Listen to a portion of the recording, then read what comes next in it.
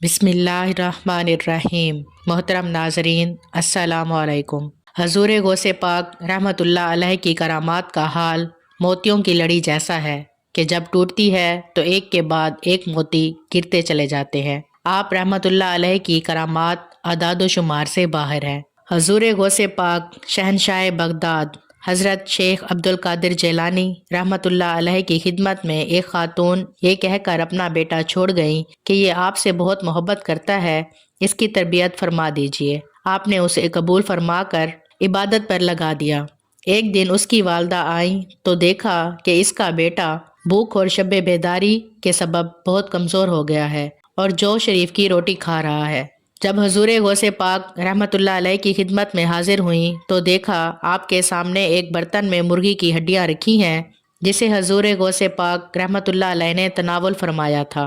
उस खातून ने अर्ज़ की, या गौस आज़म, आप खुद तो मुर्गी खाएं और मेरा बच्चा जौ की रोटी। ये सुनकर हजूर गौस पाक रहमतुल्लाह अलैह ने अपना हाथ मुबारक मुर्गी की इन हड्डियों पर रखा और फरमाया, अल्लाह पाक के हुक्म से जिंदा हो जा, जो गली हुई हड्डियों को जिंदा फरमाएगा। ये फरमाना था कि मुर्गी फौरन सही सलामत जिंदा खड़ी होकर आवाज निकालने लगी।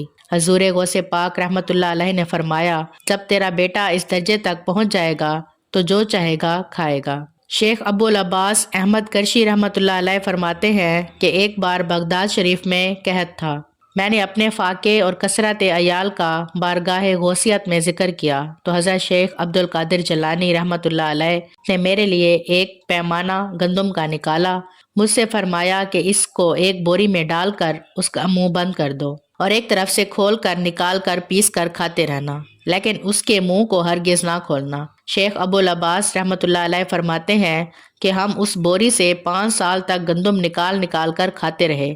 एक दिन मेरी जोजा ने उस बोरी का मुंह खोल दिया तो वो गंदम 7 दिन में ख़त्म हो गई। मैंने हजूर गौसे पाक रहमतुल्लाह अलैह की खिदमत में ये मामला अर्ज़ किया तो आपने इरशाद फरमाया, अगर तुम उसको छोड़ देते और उसका मुंह ना खोलते तो अपने मरने तक उसमें से खाते रहते।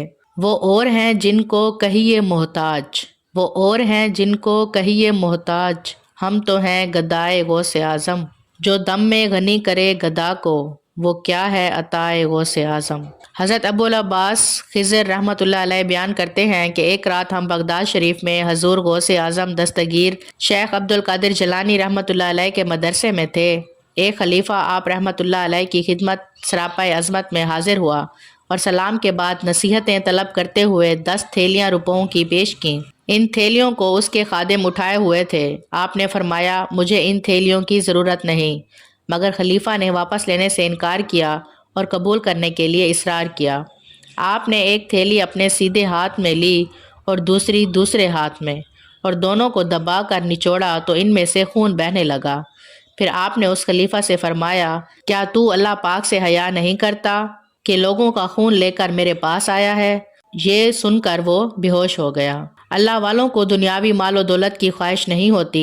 दुनियावी माल दौलत तो गोया उनके हाथ का मैल होता है। वो मिट्टी के ढेर को हुक्म फरमाएं तो वो सोने का बन जाए। बल्कि हजूर गौसे पाक रहमतुल्लाह अलैह तो सब्र व कनात की तरगीब देते हुए अरशाद फरमाते हैं, तेरी भाग दौड़ से तकसीम हुआ रिस्क ज्यादा ना मिलेगा और तेरी कनात की वजह से कम ना मिलेगा, इसलिए राजी बारजा रहे। हज़रत मुफरज बिन नबहान शैबानी रहमतुल्लाह अलैह फरमाते हैं कि जब हज़रत शेख अब्दुल कादिर जलानी रहमतुल्लाह अलैह मशहूर हो गए तो बगदाद के ज़हीन तरीन 100 उल्मा इस बात पर मुत्फिक हुए कि हर एक मुख्तलिफ अलूम व फ़नून के बारे में हजूर गौसे पाक रहमतुल्लाह अलैह से अलग अलग सवाल बनाए, ताकि इन सवालात के ज़रिए हजूर गौसे पाक रहमतुल्लाह अलैह को लाजवाब कर सकें। ये सोचकर सब के सब हजूर गौसे पाक रहमतुल्लाह अलैह की खिदमत में हाजिर हुए। मैं भी बारगाह गौसियत में हाजिर था। जब वो उल्मा आकर बैठ गए तो पैराने पीर रोशन ज़मीर गौसे आज़म दस्तगीर रहमतुल्लाह अलैह ने अपना सर मुबारक झुका लिया। उस वक्त आपके सीना मुबारक से एक ऐसा नूर निकला जिसे हर उस शख्स ने देखा जिसे अल्लाह पाक ने दिखाना चाहा। वो नूर गुजरता हुआ जब हर आलिम के सीने पर पहुंचा तो सब के सब हैरान होकर तड़पने लगे। फिर नंगे सर हजूर गौसे पाक रहमतुल्लाह अलैह के मिंबर शरीफ के पास हाजिर हुए। आपने बारी बारी हर एक को सीने से लगाया और फरमाया, तुम्हारा सवाल ये था और उसका जवाब ये है। यूं ही एक एक करके सबके मसले और इनके जवाबात इरशाद फरमा दिए। جب یہ محفل ختم ہوئی تو میں ان علماء کے پاس گیا اور ان سے پوچھا یہ کیا معاملہ ہے؟